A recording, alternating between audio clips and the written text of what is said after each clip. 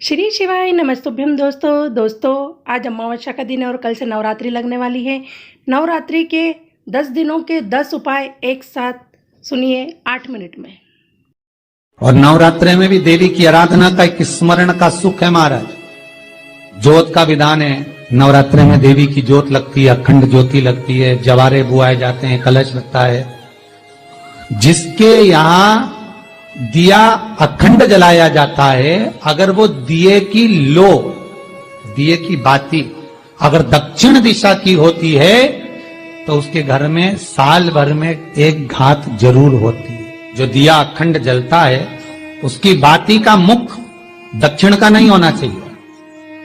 अगर आपने देवी भागवत का स्मरण कराओ, देवी भागवत को अगर सुना हो, तो देवी भागवत में स्पष्ट किया गया कि पूर्व की ओर मुख करा हुआ दिया, अर्थात पूर्व की ओर ज्योत जो जलाई जाती है वो संपदा की वृद्धि करती है।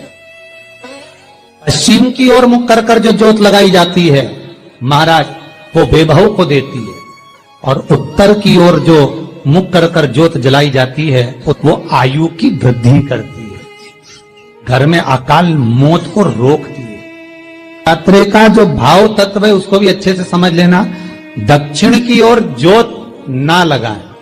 अगर आपको लगाना है पूरब की लगाएं, पश्चिम की लगाएं या उत्तर की लगाएं। ऐसा नहीं। नवरात्रि में 9 दिन में से कोई एक दिन ऐसा ले लो जिस दिन कन्याओं का भोजन कराओ, साथ में उनको लाल चुनरी ओढ़ाओ या कोई लाल वस्त्र, लाल पूजन की सामग्री उनको दो, सुख मिलेगा, आनंद आएगा।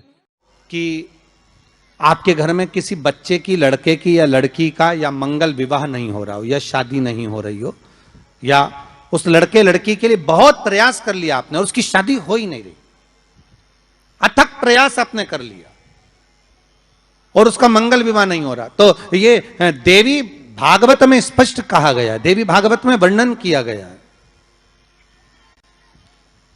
देवी भागवत में वर्णित किया गया।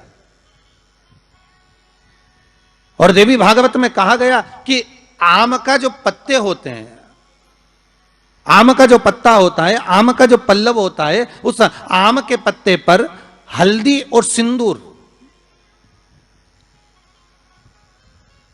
इन दोनों से स्वस्तिक का निर्माण किया जाए। देवी भागवत का संवाद है, बहुत ध्यान देना महाराज। जिन कन्याओं का विवाह ना हो पंचमी के दिन, नवरात्रि की कोई सी भी पंचमी, मतलब जो पंचमी तिथि पड़ेगी, कोई भी नवरात्र हो, चाहे वो 4 नवरात्र में से, चाहे वो पौष का हो, अश्विन का हो, चैत्र का हो, आषाढ़ का हो, किसी भी नवरात्रि में आप कर सकते हैं। एक पान के पत्ते पर, एक ही पत्ते पर जो 2 स्वस्तिक बनेंगे, एक हल्दी का बनेगा, एक सिंदूर का बनेगा।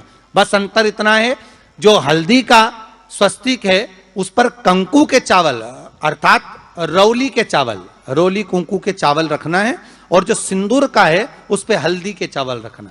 इतना रखकर जिस लड़का लड़की का विवाह नहीं होता उसकी हथेली पर रखकर उसका नाम और गोत्र बोलकर महाराज उसको ले जाकर नीम के पेड़ के नीचे उसको रख दिया जाता है। मात्र 3.5 या 4 महीने ऐसे रहते हैं जिसके अंदर उस लड़का लड़की का विवाह पक्का हो जाता है। जिसका विवाह नहीं होता केवल उसी के लिए। और नवरात्रि में भी अगर आपकी कोई कामना है, आपकी अगर इच्छा है, आपका मन है, तो जगत जननी की आराधना करो। पति और पत्नी में अगर क्लेश है तो जगदम्बा के मंदिर में मक्खन चढ़ाओ, प्रेम बढ़ जाएगा। आपको लगता है कि पति कोई अन्य स्त्री से लगा हुआ है या परिवार टूट रहा है, तलाक तक पहुंच गया है, तो माता के मंदिर में आप ध्वजा लगवाइए, उस ध्वजा पर मक्खन लगाकर लगवाइए, आपको लाभ मिलेगा महाराज। यदि आपको लगता है कि बच्चे बहुत ज्यादा अपशब्द बोल रहे हैं, मुंह चला रहे हैं और प्रेम नहीं रख रहे, तो माता के मंदिर में लाल पुष्प, लाल चंदन और लाल चूड़ी मां को समर्पित करिए, प्रेम बढ़ेगा। बच्चा कभी आप जी से कम नहीं बोलेगा, प्रेम की भाषा निकलेगी मुंह से। मां जगत जननी की जिनके घर में ज्यादा रोग हो, बीमारी हो, ज्यादा तकलीफें आ रही हो, कष्ट बढ़ रहा हो, बीमारियां बढ़ रही हो, या भय लग रहा हो, डर लग रहा हो, हृदय चित्त में कहीं ना कहीं आपको भय का भान हो रहा हो, तो एक लोटा पानी, एक कलश में जल भर कर रख लीजिए और रात भर उसको रखे रहने दो। नवरात्र चल रहा है, उस कलश को रात भर रखकर सुबह सुबह उस कलश में एक बेलपत्र डालकर उस जल को नीम के पेड़ के नीचे, जहां पेड़ के नीचे सारी विद्याएं, आद्य शक्तियां, सारी देवी उस नीम के पेड़ के नीचे विराजमान रहती हैं, उस कलश में एक बेलपत्र डालकर रात भर रखकर उस जल को पूरे घर नीम के पेड़ के नीचे समर्पित कर दीजिए महाराज। घर में भय लगना बंद हो जाएगा, कोई बड़ी बीमारी आपको घेरेगी नहीं और उस बीमारी से, उस रोग। महाराज, शुक्ल पक्ष की अष्टमी तिथि के दिन बड़ के 5 पत्ते बड़ के पेड़ के नीचे रख लीजिए। 5 पत्ते बड़ के पेड़ के, बट वृक्ष के 5 पत्ते बड़ के पेड़ के नीचे रख लीजिए और उन 5 पत्ते पर कच्चा दूध, आप जिस व्यक्ति से पैसे लेना है, जो दे नहीं रहा, आपका धन है और वो हाथ में नहीं दे रहा, कच्चा दूध उस 5 पत्ते पर भैरव और भैरवी के नाम से समर्पित करना है, उस व्यक्ति का नाम लेकर जिससे पैसे लेना। महाराज, जब कच्चा दूध चढ़ा दें 5 पत्ते पर, तब बीच का कोई भी एक पत्ते पर, बीच के एक पत्ते पर काली तिल उस व्यक्ति का नाम लेकर छोड़ दो जिस व्यक्ति से अपन को पैसे लेना, काली तिल, और छोड़कर प्रणाम करो और 5 पत्ते को इकट्ठा कर कर वहीं पर थोड़ा सा मिट्टी को हटाकर वहीं दबा दीजिए महाराज।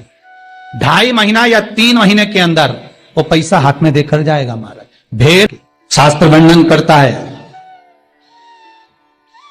जिसके घर में संपदा की कमी हो, रोग अधिक हो, संपदा कम पड़ रही हो और रोग अधिक ज्यादा मात्रा में हो, तो बाल भुवनेश्वर भुवनेश्वरी देवी का स्मरण किया जाता है। बाल भुवनेश्वर भुवनेश्वरी देवी का स्मरण पंचमी के दिन, नवरात्रे की जो पंचमी होती है, चारों नवरात्रे, चाहे वो अश्विन के हो, चाहे वो चैत्र के हो, चाहे आषाढ़ के हो, चाहे माघ के हो,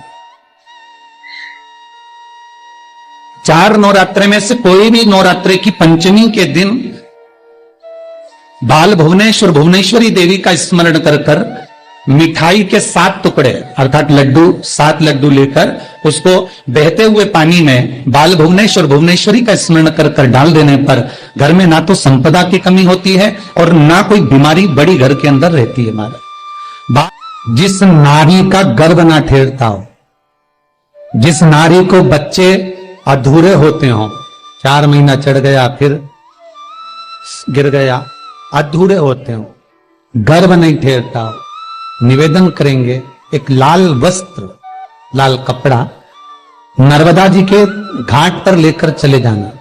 लाल कपड़ा नर्मदा जी के घाट पर लेकर जाना, घाट पर पत्थर को धोकर नर्मदा के जल से 2 स्वस्तिक बनाना, सातीय बनाना, तो बीच में नर्मदा का एक कंकर रखकर उसकी पूजन अर्चना करना, पूजन अर्चना कर, दोनों स्वस्तिक जो बनाए हैं उस पर हाथ लगाना, कपड़े पर छापा ले लेना और बाद में शंकर जी की आरती कर कर नर्मदा के जल से ही वो विसर्जन कर देना।